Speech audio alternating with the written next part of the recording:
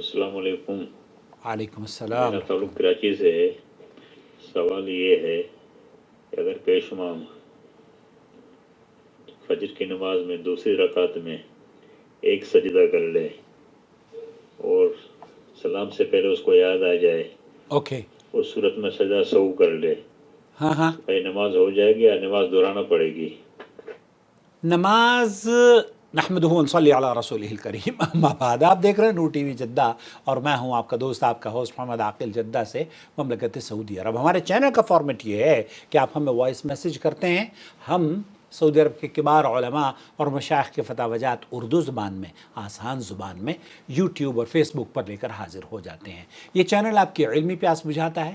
اس channel کو subscribe بھی کر لیجئے اور اگر ممکن ہو تو اس کو سپورٹ کیجئے جوائن ممبرشپ کے ذریعے.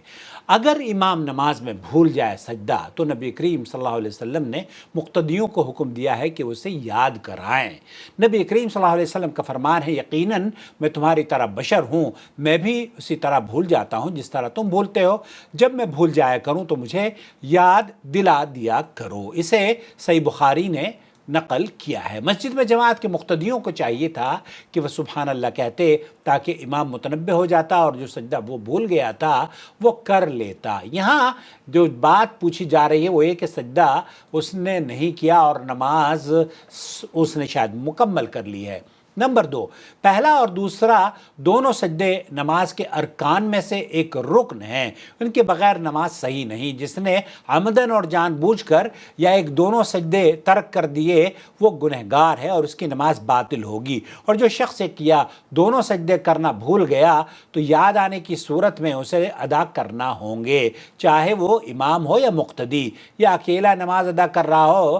جو یہ سجدہ نہ کرے اس کی نماز صحیح نہیں ہے. شیخ محمد بن صالح العثیمین سے پوچھا گیا، وہ یہ کہتے ہیں کہ ارکان واجب ہیں اور واجبات سے زیادہ ضروری ہیں، لیکن یہ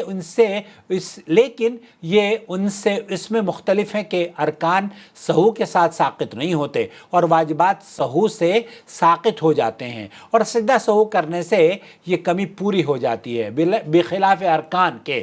اس لیے جو بھی کوئی رکن بھول گیا تو اسے ادا کیے بغیر نماز صحیح نہیں ہوگی. تو یہاں آپ کو پتہ چلا گیا کہ یہ رکن ہے اور اس کو ادا کرنا ہوگا. سجدہ سہو ارکان کی کمی پورا کرنا، اس کی دلیل یہ ہے کہ نبی کریم صلی اللہ علیہ وسلم نے جب ظہر یا عصر کی نماز میں 2 رکعت کے بعد سلام پھیر دیا تو اسے پورا کیا اور چھوڑا تھا وہ ادا کرنے کے بعد سجدہ سہو بھی کیا. تو یعنی کہ جو 2 رکعتیں چھوٹی تھی آپ علیہ السلام نے وہ بھی پڑھی اور سجدہ سہو بھی کیا. اس بات کی دلیل کہ سہو سے ارکان ساقط نہیں ہوتے، اسے ادا کرنا بے حد ضروری ہے.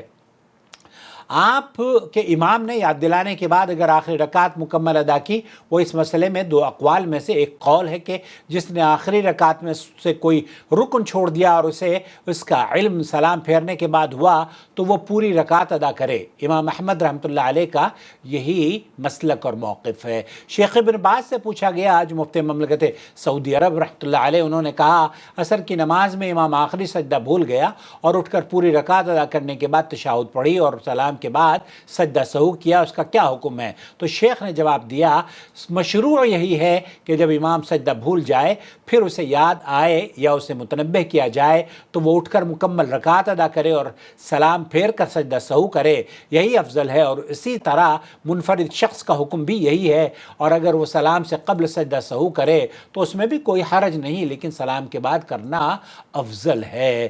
اسی طریقے سے پوری رکعت ادا کرنا لازم نہیں، بلکہ جو رکن بھول گیا ہو اسے اور اس کے بعد کو ادا کر لے.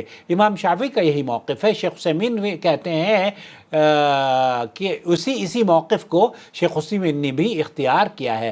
حاصل یہ ہوا کہ امام کی نماز اور جنہوں نے اس کے ساتھ نماز مکمل کی ان کی نماز تو صحیح ہو جائے گی، لیکن اگر انہوں نے سجدہ نہیں کیا تو سجدہ چھوٹنے کی وجہ سے ایک رکن چھوٹا، انہیں اب पूरी वो रकात लौटानी होगी जिस तरह से अल्लाह के रसूल सल्लल्लाहु अलैहि वसल्लम ने नमाज की 2 रकातें लौटाई थी, तो एक रकात लौटाई जाएगी जिसमें वो सजदा भूल गए थे, और फिर सजदा सहू भी होगा। और जिन्होंने इसके साथ नमाज मुकम्मल नहीं की और जो सजदा रह गया वो नहीं किया, उसकी नमाज सही नहीं, उन पर नमाज दोबारा अदा करनी वाजिब है। तो मुझे उम्मीद है वजाहत हो गई होगी कि आपके इमाम को पहले तो मुतनब्बे करना चाहिए था नमाज ही में, लेकिन अगर किसी ने नहीं किया और उन्होंने आखिर में सलाम फेरने के बाद उन्हें याद आया, तो फिर वो रकात लौटानी है सजदा सहू के साथ।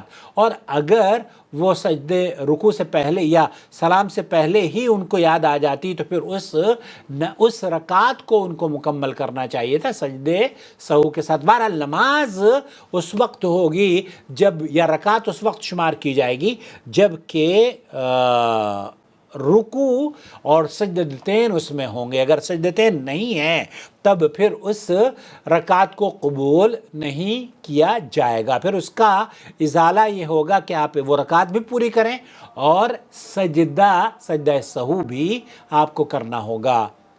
उम्मीद वजाहत हो गई होगी। अस्सलामु अलैकुम वरहमतुल्लाहि वबरकातुहू।